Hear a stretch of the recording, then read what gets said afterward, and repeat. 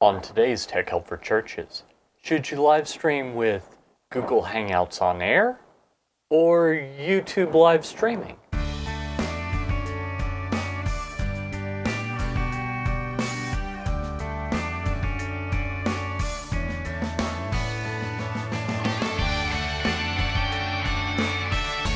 Hi, and welcome again to another episode of Tech Help for Churches. This is the show where every week I help you use new media, social media, the internet, etc. in your church.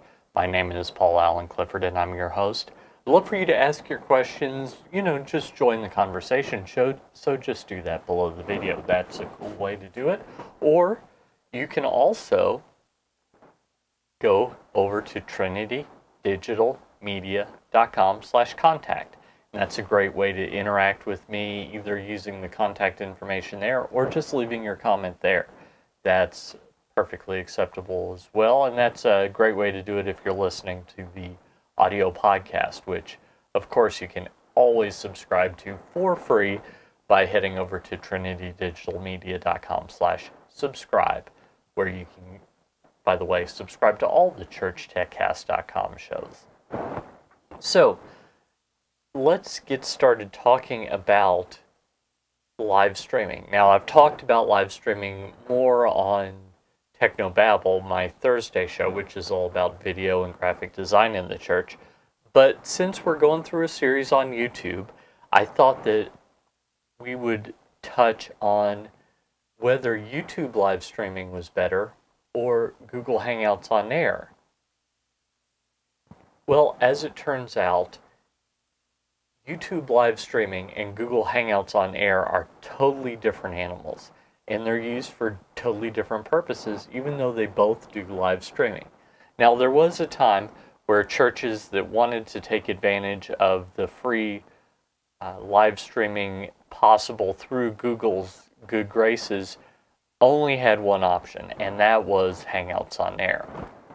Now, Google Hangouts started out as a way to do conference calls, board meetings, etc. But they quickly realized that they had something else they could do, and that they could put it on YouTube. Since they own YouTube as well, no big deal. So they added Hangouts on Air. So from the very beginning, you've got to realize that Hangouts or Hangouts on Air is designed for more than one person in more than one location. It does a really good job of auto-switching between people that are talking and just creating good interactions that way. Now, the advantage of that is for groups. But chances are your church isn't really doing that. I suppose it's possible that you could have a multi-campus environment, in which case maybe sometimes you'd want the remote campus and sometimes the main campus. But to tell you the truth, what I would do is I would not leave it up to chance as to which video is on, because the Hangouts on Air auto switches based on where it hears the audio. So I would have the sound engineer at each location send sound to Hangouts at the appropriate time when the video people wanted that video to be there. That's a reason that you would do it.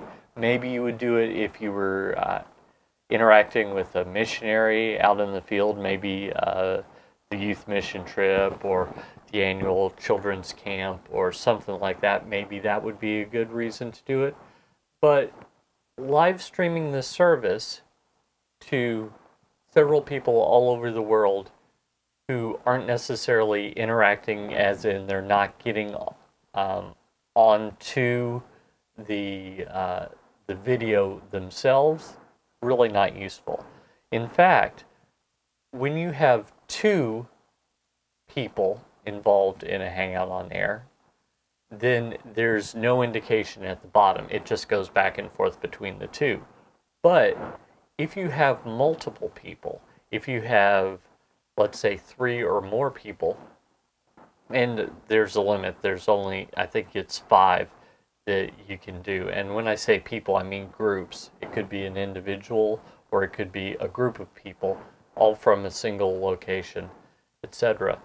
When you have that, then you've got a bar at the bottom with all the other possible shots coming up.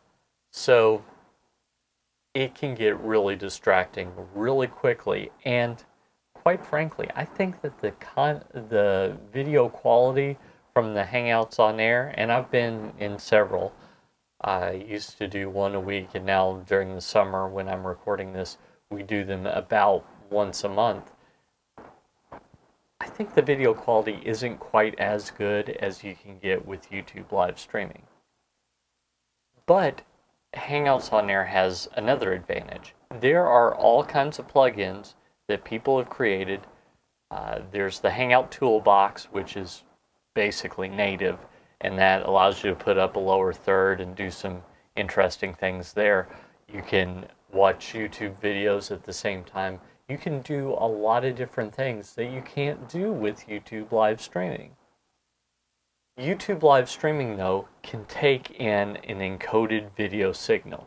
Now, we don't have to dive into that right now, but just imagine that you had specialized video equipment that is connected to an encoder, which could be a box like the Teradek Video, or it could be just a dedicated computer with a capture card running Adobe Flash Media Live Encoder, Wirecast, Open Broadcast Studio, several different pieces of software that do that, and that would all go into YouTube. So you have a little bit more control on that end of the quality of the video. I'm not going to get into the potential problems with live streaming modern worship service.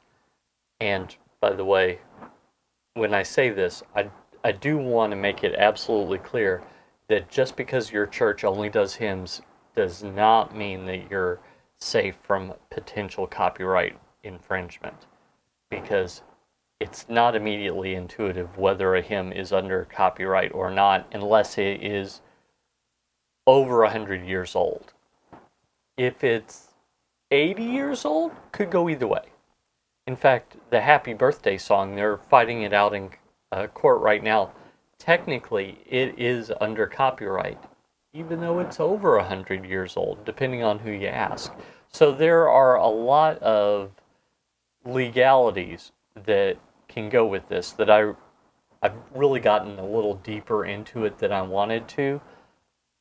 But going back to our original question, I think if you're just live streaming your service, then you would want to do live streaming made for live streaming. That is not Google Hangouts on Air. If you've got multiple locations involved, then by all means, you could use Hangouts on Air.